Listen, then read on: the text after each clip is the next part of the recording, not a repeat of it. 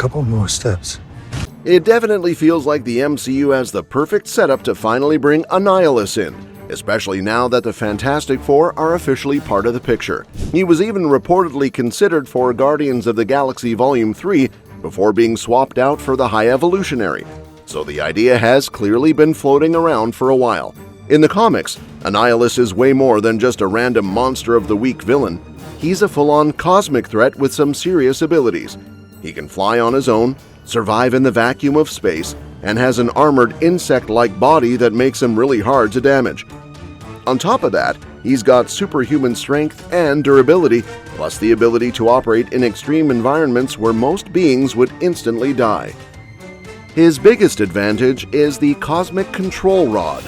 That thing basically keeps him alive longer, boosts his power, and lets him manipulate energy and matter. Even when he doesn't fight directly, he's still dangerous enough to take down heavy hitters like the Thing, Thor, Nova Prime, Quasar, and Blastar in one-on-one battles. He also commands the Centurions, an elite force that sometimes uses fragments of the Rod's power, which makes his army just as dangerous as he is. And one of the most important parts of his character is that he can actually come back after being killed, which makes him incredibly hard to permanently stop. His earliest major comic story ties directly into the Fantastic Four, where they enter the negative zone to find anti-particles needed to help Sue Storm. That's where they first run into Annihilus, get captured by his forces, and eventually escape while taking his cosmic control rod before returning it later. Annihilus isn't just some random space villain, and that's exactly why he feels like a strong candidate for the MCU now that the Fantastic Four are in play. His story has always been tied deeply to the negative zone and the idea of cosmic scale invasion. At one point, a scientist named Janus the Negaman creates a device that can tap into antimatter energy. Annihilus defeats him and forces him to guide him toward Earth, but things go wrong when Janus is seemingly killed in a massive antimatter reaction. Not long after, Annihilus nearly breaks through into Earth's dimension using a portal created by Mr. Fantastic, but the Avengers manage to push him back. He doesn't stop there. He also clashes with groups like the Frightful Four, repeatedly trying to break into Earth's reality, but heroes like Spider-Man and the Human Torch keep shutting him down. Still, it becomes clear that he's not going away easily. Things escalate massively when Annihilus launches the Annihilation Wave, an enormous fleet from the negative zone with the goal of conquering everything. While he claims he's expanding his territory into the universe, his real plan is far more extreme, building a massive power bomb that would wipe out both the universe and the negative zone, leaving him as the sole survivor. This leads to one of Marvel's biggest cosmic conflicts. Entire civilizations like the Kiln are destroyed, and even Xandar and the Nova Corps are wiped out in the chaos.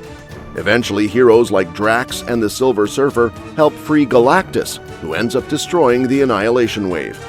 Nova manages to defeat Annihilus, but even death isn't the end for him.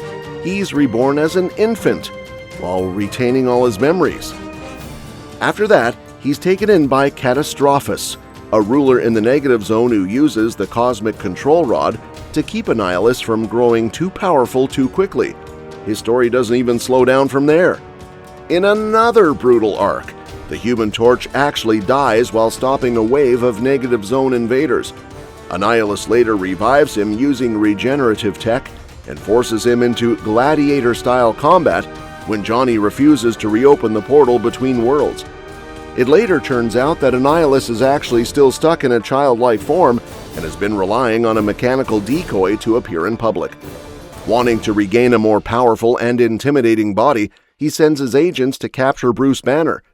After studying Banner's biology and discovering what triggers his transformation into the Hulk, Annihilus uses that research to mutate himself into a massive, far more monstrous version of himself. With this upgraded form, he launches yet another full-scale attempt to conquer the universe.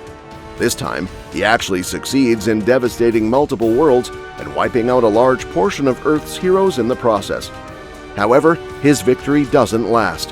Thanos and Adam Warlock eventually travel back in time and stop the invasion before it can fully unfold.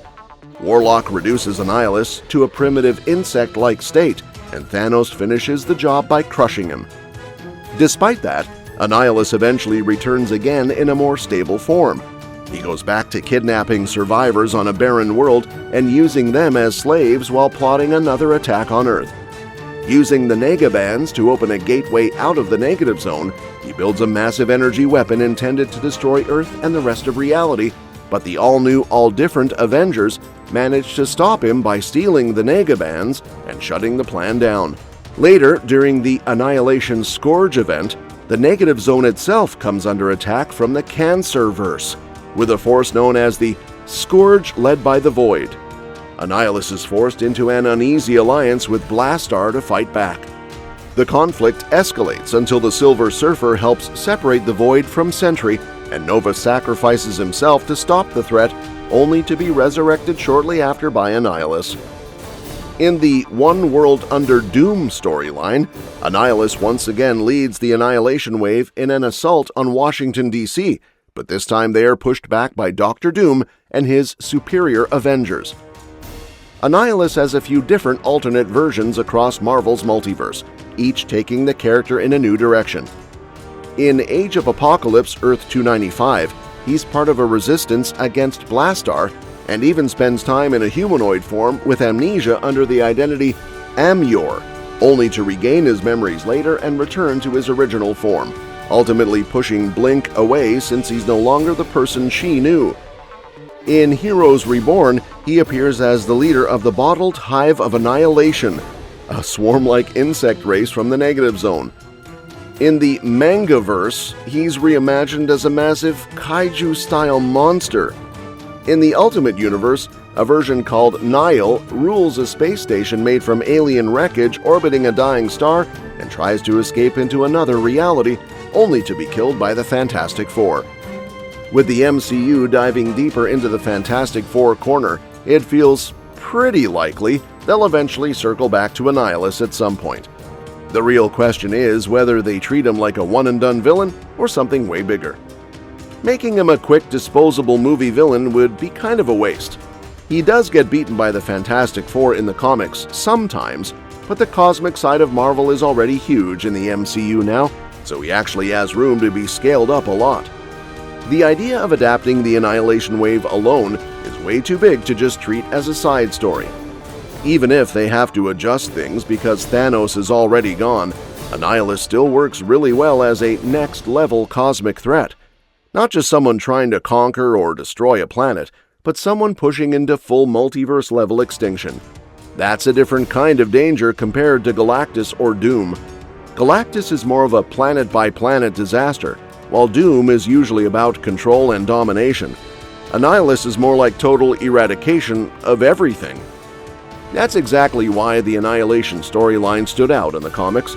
It wasn't just another Save Earth This Week situation. It felt like the universe was actually slipping away. Even characters like Thanos getting involved just showed how serious it was.